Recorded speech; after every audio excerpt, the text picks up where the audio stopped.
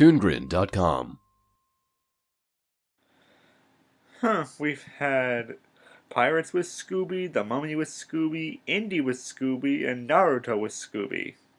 Hell, why not Jurassic Park?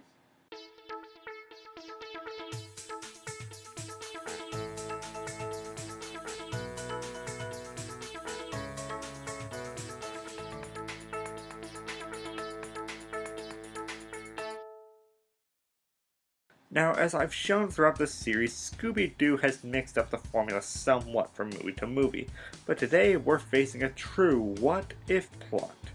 That what-if being, what if Shaggy Rogers was brave?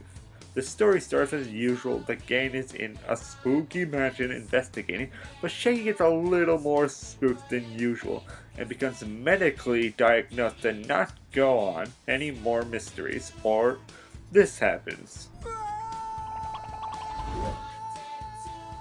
Incredible. How long has he been screaming like this? Almost 3 hours. Without taking a breath?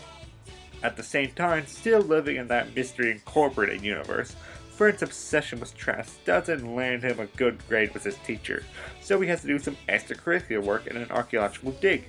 This lets Daphne bring up that her family has stocks in a local spa close to the dig, and there Shaggy can release some of his stress. Yep, in the good old least haunted place on Earth, Serena. Oh, ain't you just asking for ghost dinosaurs to run amok with a branding like that? So the gang goes there and stops by the spa, owned by the whack-job caretaker, Mr. Hubley. And after being re-energized, they go to the dig where a nice, calming ghost Apalacheosaurus is tearing up everything. Now you would think that this is the main focus of the movie. It is not. The what-if scenario is, and it kickstarts when Shaggy is hypnotized by Mr. Hubley to become brave whenever they say the word bad, which he immediately forgets, setting up the old hilarious dart of trying to guess what the trigger word is. But come on, what could Shaggy do if he were brave?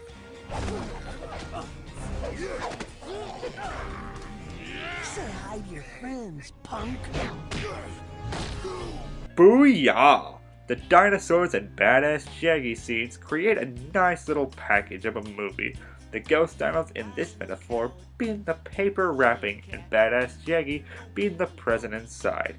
The animation is the bow on top, with its use of dark shading, like the last movies, but also using oranges and yellows to outline their monsters, making them lose their scare kind of, but making them both pop on screen. But after saying all that, paper wrapping is pretty flimsy once you think about it for 2 seconds, mainly because the dinosaur mystery falls down in decades worth of structure and quality, right back into a mystery that is on par with Where Are You, Scooby-Doo? Who do you think did it? The one person who is the major focus of the movie, or the person who is ham-handedly strung into the flow of events, or the one who is mustache-twirlingly evil? You're correct either way. Even the supposed present of badass Shaggy is kind of lame because it leads to the inevitable "you had it inside of you the whole time" speech, which adults and kids alike are sick of hearing after being sung the same lines over and over again. When you boil it down to the basics, people will like this movie based on the great animation and what-if scenario with Shaggy, even though it treads on worn-out cliches and has a mystery that the original series would mock. Solid overall, but with a much weaker story structure attached to it holding it down. Not a very high recommendation, but more in the bargain bin sort of territory. Get it if this sounds good to you. If I had hands, I'd take this off my head. I don't have hands.